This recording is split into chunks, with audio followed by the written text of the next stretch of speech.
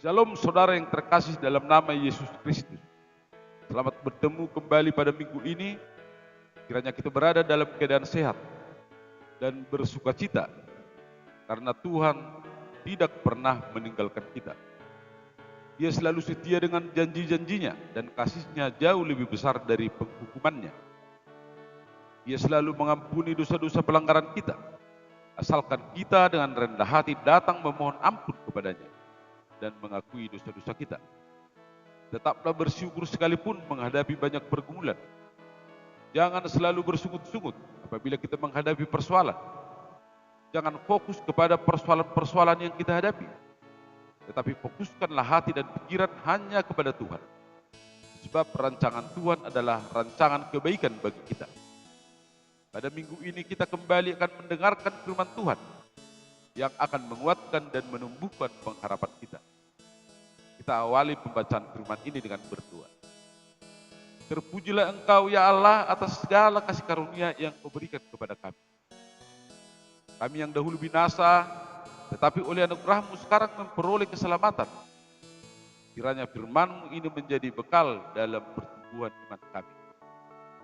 Roh Kuduslah yang memimpin hati dan pikiran kami, sehingga dapat memahami firman ini. Itulah doa kami ya Allah yang kami alaskan hanya di dalam nama anak-Mu Yesus Kristus Tuhan kami. Amin. Bapak, Ibu, dan saudara sekalian yang terkasih, pada masa lalu Efesus adalah sebuah kota yang didirikan oleh orang Yunani di daerah yang kita kenal dengan Turki sekarang ini. Secara umum penduduk kota ini menyembah dewa Artemis. Di dalam kitab Kisah Para Rasul dikatakan bahwa cikal bakal jemaat di Efesus berjumlah 12 orang murid yang sudah menerima baptisan Yohanes yang diartikan sebagai baptisan pertobatan. Mereka belum pernah mengetahui tentang Roh Kudus. Mereka inilah yang kemudian dibaptis oleh Rasul Paulus di dalam nama Yesus Kristus pada perjalanan pekabaran Injil yang ketiga. Rasul Paulus memperkenalkan Injil kepada orang banyak di kota itu dan mengajak mereka untuk percaya kepada Yesus Kristus. Di awal pelayanannya di Efesus, Rasul Paulus mengunjungi rumah ibadah dan dengan berani mengajar memperkenalkan Injil. Di tengah banyaknya tantangan yang dihadapi, perjalanan pekabaran Injil yang ketiga ini berlangsung selama 2 tahun. Sehingga penduduk kota Efesus dan sekitarnya, bahkan sampai ke Asia, telah mendengarkan firman Tuhan. Di dalam pekabaran Injil ini, oleh Rasul Paulus, Allah banyak mengadakan mukjizat yang luar biasa. Itulah sedikit gambaran jemaat Efesus yang dibangun oleh Rasul Paulus. Selanjutnya, di dalam surat Rasul Paulus kepada jemaat Efesus, kembali disampaikan pengajaran tentang pembenaran manusia berdosa, dengan tujuan membimbing anggota jemaat Efesus supaya semakin memahami tentang anugerah Allah. Itulah yang akan kita dengarkan selengkapnya di dalam surat Rasul Paulus ke jemaat Efesus pasal 2 ayat 1 sampai dengan ayat yang ke-10. Nats ini adalah Evangelium pada Minggu Letare, tanggal 14 Maret tahun 2021, dengan topik kasih karunia Allah yang menghidupkan. Marilah kita dengarkan bersama-sama. Saya akan membacakannya untuk kita. Judul perikop, semuanya adalah kasih karunia. Kamu dahulu sudah mati karena pelanggaran-pelanggaran dan dosa-dosamu. Kamu hidup di dalamnya karena kamu mengikuti jalan dunia. Karena kamu mentaati penguasa kerajaan angkasa, yaitu roh yang sekarang sedang bekerja di antara orang-orang durhaka. Sebenarnya dahulu kami semua juga terhitung di antara mereka ketika kami hidup di dalam hawa nafsu daging dan menuruti kehendak daging dan pikiran kami yang jahat. Pada dasarnya kami adalah orang-orang yang harus dimurkai, sama seperti mereka yang lain. Tetapi Allah yang kaya dengan rahmat, oleh karena kasih-Nya yang besar, yang dilimpahkannya kepada kita, telah menghidupkan kita bersama-sama dengan Kristus, sekalipun kita telah mati oleh kesalahan-kesalahan kita. Oleh kasih karunia, kamu diselamatkan. Dan di dalam Kristus Yesus, Ia telah membangkitkan kita juga, dan memberikan tempat bersama-sama dengan Dia di surga, supaya pada masa yang akan datang Ia menunjukkan kepada kita kekayaan kasih karunia-Nya yang melimpah-limpah sesuai dengan kebaikan-Nya terhadap kita dalam Kristus Yesus. Sebab karena kasih karunia kamu diselamatkan oleh iman. Itu bukan hasil usahamu, tetapi pemberian Allah. Itu bukan hasil pekerjaanmu. Jangan ada yang memegahkan diri. Karena kita ini buatan Allah, diciptakan dalam Kristus Yesus untuk melakukan pekerjaan baik yang dipersiapkan Allah sebelumnya. Dia mau supaya kita hidup di dalamnya. Demikian firman Tuhan. Bapak, Ibu, dan Saudara sekalian yang terkasih, pokok pengajaran penting di dalam nats ini adalah sebagai berikut. Yang pertama, kedirian manusia di dalam dosa. Pada dasarnya manusia sudah mati karena pelanggaran dan akibat dosa. Demikian halnya dengan orang Efesus. Pada dasarnya sudah mati sebelum menerima Injil. Pengertian mati dalam hal ini adalah kematian jiwa dan roh karena tidak mengenal Allah. Dosa dan pelanggaran yang membinasakan itu antara lain karena mereka hidup berdasarkan hikmat duniawi, menyembah berhala yaitu dewa Artemis yang dipercaya memberikan kehidupan kepada mereka, dan menuruti hidup di dalam nafsu kedagingan. Atas dosa-dosa pelanggaran itu semestinya manusia harus mendapatkan murka Allah, dan upah dosa adalah kematian yang kekal. Pokok pengajaran yang kedua, kedirian manusia di dalam Kristus. Allah yang Maha Pengasih, yang kaya dengan rahmat, melimpahkan kasih-Nya kepada manusia, menyelamatkan manusia dari kematian akibat dosa dan menganugerahkan kehidupan yang kekal melalui pengorbanan Yesus Kristus yang mati sebagai tebusan atas dosa manusia, yang bangkit naik ke surga menyediakan tempat bagi manusia yang percaya. Anugerah itu kita terima di dalam Yesus Kristus.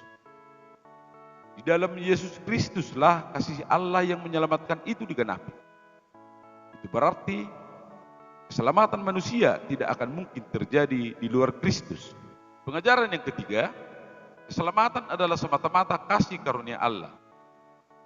Melalui nats ini ditegaskan bahwa keselamatan diperoleh manusia hanya karena kasih karunia Allah. Pengajaran ini menolak pemahaman yang mengatakan bahwa keselamatan adalah hasil usaha manusia atas jerih payah atau hasil pekerjaan manusia. Oleh karena itu tidak boleh seorang pun layak memegahkan diri, sebab perbuatan baik atau amal tidak mungkin membeli keselamatan. Justru sebaliknya, perbuatan baik itu adalah buah dari keselamatan yang dianugerahkan Allah kepada manusia. Bapak, Ibu, dan Saudara sekalian yang terkasih, pokok-pokok pengajaran di ataslah yang menjadi pedoman dalam kehidupan beriman kita. Oleh karena itu, marilah mengingat dan mempedomani hal-hal berikut ini. Yang pertama, keselamatan itu bersisi ganda, yaitu sola gratia dan sola fide. Di epistel yang menjadi khotbah pada ibadah keluarga, sebagaimana tertulis di kitab Bilangan pasal 21 ayat 8, Allah berfirman, buatlah ular tedung dan taruhlah itu pada sebuah tiang, maka setiap orang yang terbangun, jika ia melihatnya, akan tetap hidup. Demikian firman Tuhan. Pada sisi yang pertama, ular tedung adalah simbol keselamatan, dan keselamatan itu sendiri bersumber dari Allah. Keselamatan adalah anugerah yang dikaruniakan bagi kita, sola gratia. Pada sisi yang kedua, agar tidak binasa, maka kita harus menoleh atau melihat kepada patung ular tedung itu. Tindakan melihat itulah bentuk konkret dari iman, sola fide. Jadi, keselamatan itu menjadi milik kita jika dua dimensi keselamatan itu diterima secara utuh. Yang kedua, iman juga adalah anugerah Allah. Di dalam Efesus pasal 2 ayat 8 dikatakan, sebab karena kasih karunia kamu diselamatkan oleh iman. Itu bukan hasil usahamu, tetapi pemberian Allah. Demikian firman Tuhan. Hidup beriman bukan sesederhana mempercayai sesuatu yang dapat dilihat oleh mata. Bukan mempercayai sesuatu berdasarkan pengalaman-pengalaman kita. Dengan kata lain, percaya itu bukan soal pilihan kita. Kemauan untuk percaya adalah pemberian Allah.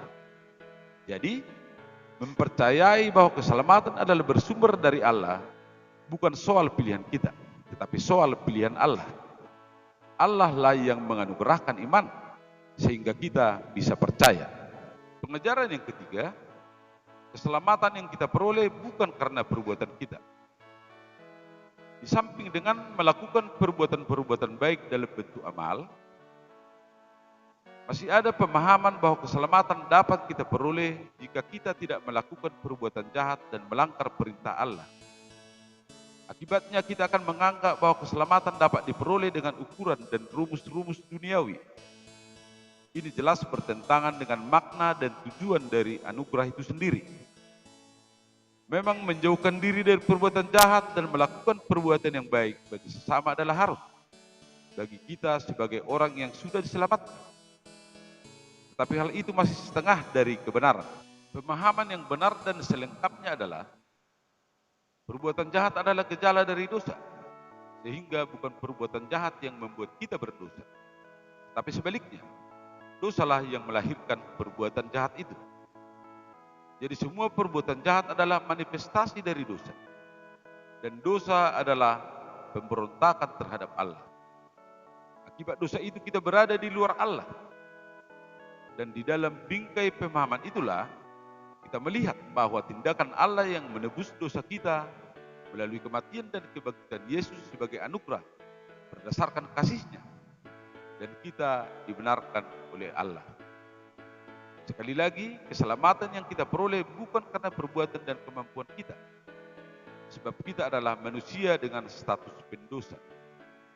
Dan berkaitan dengan dosa manusia, bukan soal apa yang kita lakukan, tetapi soal siapa kita. Bapak, Ibu, dan Saudara sekalian yang terkasih dalam nama Yesus Kristus, Minggu Letare mengundang kita untuk bersuka cita karena kasih karunia Allah yang menyelamatkan itu. Allah menggenapi janjinya dan keselamatan yang kita peroleh tidak lagi sebatas melihat kepada patung tembaga ular tedung sebagai simbol keselamatan di dunia. Keselamatan kita adalah keselamatan yang kekal. Marilah menoleh kepada salib. Di situ ada Yesus Kristus yang tidak sebatas simbol keselamatan, tetapi dialah sumber keselamatan itu sendiri. Selamat beribadah di Minggu Letare. Kiranya Tuhan memberkati kita. Amin.